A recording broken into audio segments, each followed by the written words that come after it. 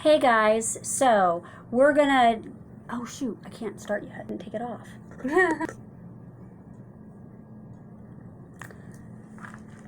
Hey guys. Okay, just. Sorry, my glasses aren't on, I can't tell. Hey guys, we're finishing up the part of the video that we were gonna show you how to do a bruise, how to do a laceration, and how to do a tattoo cover. So the one that got interrupted before is a laceration, and so Megan will start with that. She's going to be using the same bruise wheel, so it's the yellow, the red, the maroon, and the dark purple, and then a little bit of white. And if you are thinking about trying to build your makeup kit, other than really, really good brushes, I would say getting white would be a really important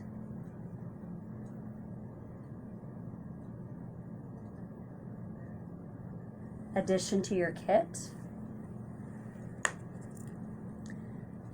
The one thing that's different about doing a bruise and a laceration is a cut. It's usually caused by something happening very quickly. So it needs to have the feel of like a swipe or a drawn, like a pencil line, so that it doesn't look like it's all mushy the way a bruise does. Okay, and now I am moving on to the maroon.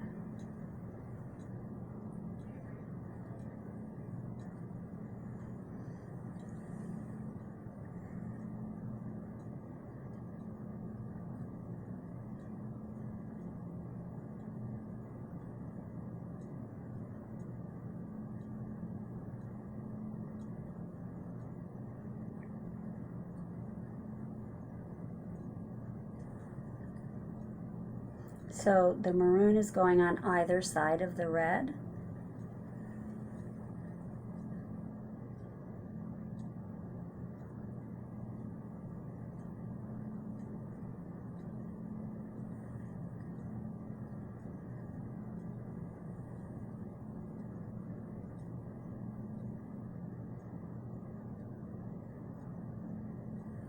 And what this layering of color is doing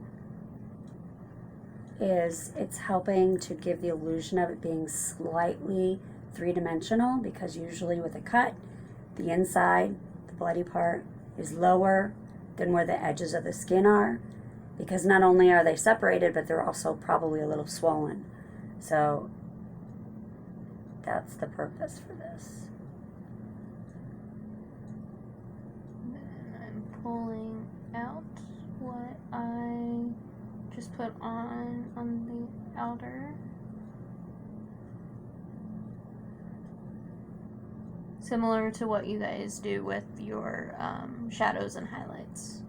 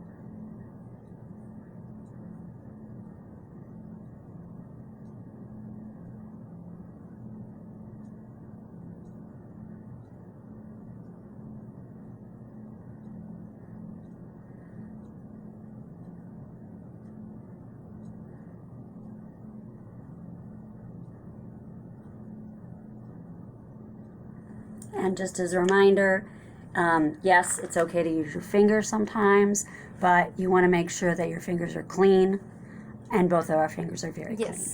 So yeah, we've wiped them off about 50 times with wipes today. So, but yeah, you can start to see the difference between the inside and then that building effect of it looking like it's swollen on the outside. So that's the purple, right? Yes. The dark purple. Yes. The dark purple. Yes. Yes.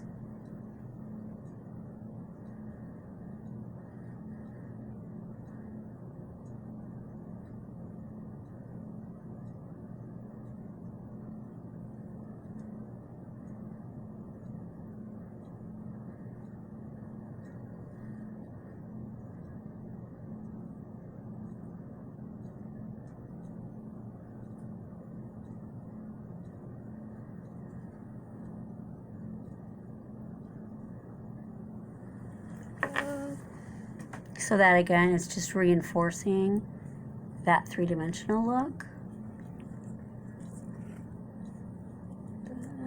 And then the last part is she uses a little white. And she is cleaning her brush in between all of these times because she's actually using her own kit. So she's using her own brush, but she's also wiping the brushes off in between colors.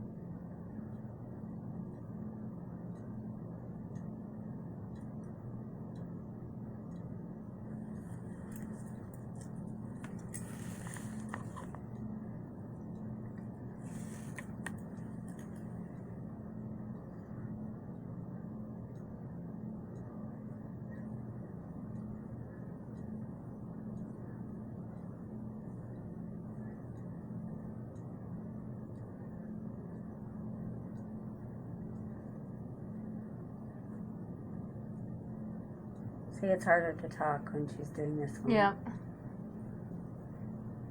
And there we go. So, show it to you up close. You can see it's giving that little bit of the edge of the skin, a little highlight. And then as you move away, it starts to get more and more realistic. Again, on our stage, you might have to go even further than this. Yep. And if we missed this story in the first part of the video, I want to say it again because we had to restart. One of the shows that we did when Megan was a student in the program was that she was had to do a 30-second bruise on someone's eye, and it was backstage. It was in the dark, and he had very deep set eyes, and it took probably 20 different times to get it to show up on stage. So you definitely have to try things. You definitely have to practice with things, and everybody's skin's going to be slightly different. Yes. So the last thing for today is we are going to work on showing you how to do tattoo cover-up. So I'll stand up so you can see where we're starting. So this is my uncovered tattoo. This is the beginning of the covering part. And the only thing we've done so far is just straight white. And so we're gonna do, gonna layer it. It's gonna be white first.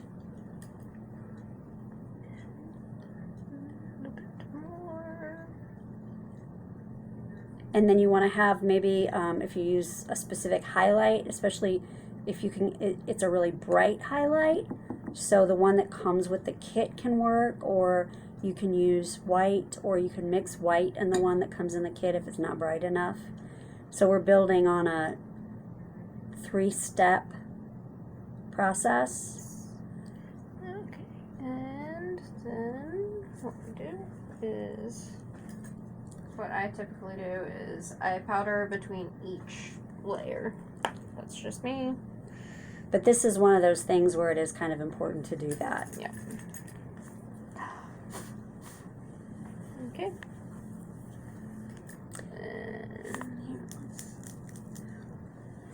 Trying so you can still see the other one. Okay. One thing, the reason why we're showing you this is because in the last 5 years, there have been a lot of tattoo cover kits that have come out. And honestly, unless you already have one and you love it, really just using what you already have or using variations of what we're using, it'll cover much better. Because white is what really does the covering. And then you're just kind of building it back to your skin tone. So having a little white, having a little in-between bright highlight, and then having your skin tone, it usually works really well. There's a great video that is used to be on YouTube, I don't know if it still is, of a guy who has like this huge like ship tattoo on his arm, and they in time lapse they completely cover it, and then you can't see it. So if I can find that video, I will post it because it's pretty amazing.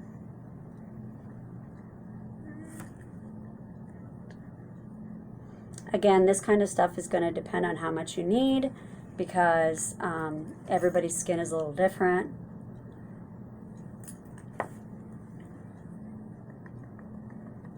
And with setting powder, you want to make sure that you're not pushing the powder in, you're patting the powder in. It's getting pretty close.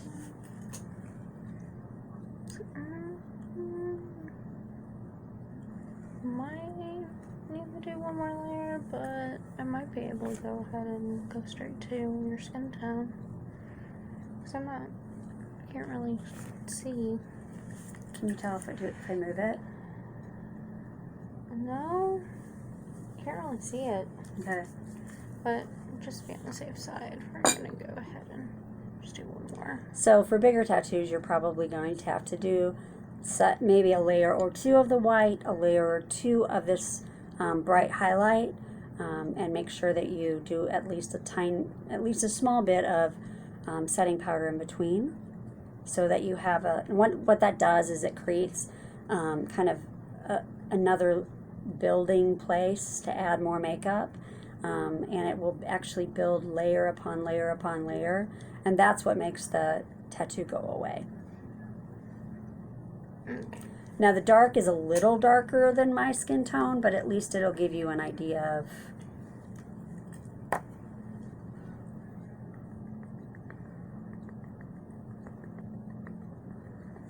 There you go.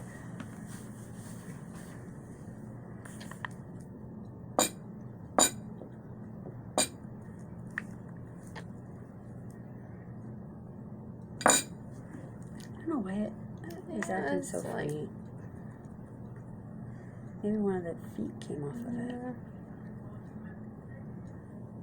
Now for stage, you have a little bit more of a wiggle room in what colors you use. You can do the same technique for real life. You just want to make sure that whatever the foundation color is, whatever the top color is going to be the one that's the closest to your skin tone.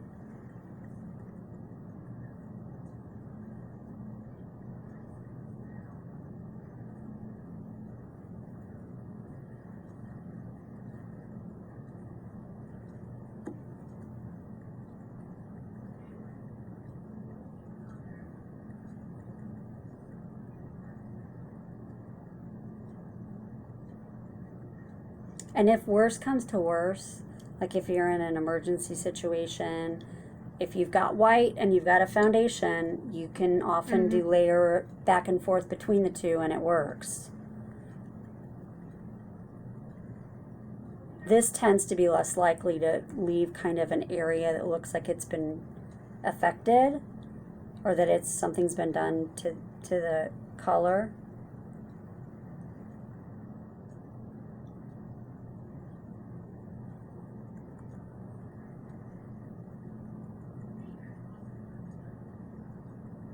There you go.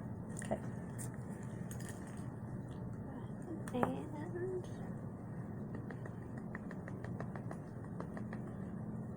there you go.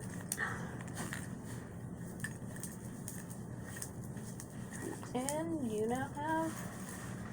And so now I have one cat paw and no cat paw. So that's a quick and easy way to cover tattoos. For everybody, you might find your own little variation on it that works better with your skin, but that white and then a highlight and then your foundation color, or just white and your foundation color, and make sure you powder in between, and you should be all good. So hopefully you enjoyed our video today, and there will be more to come.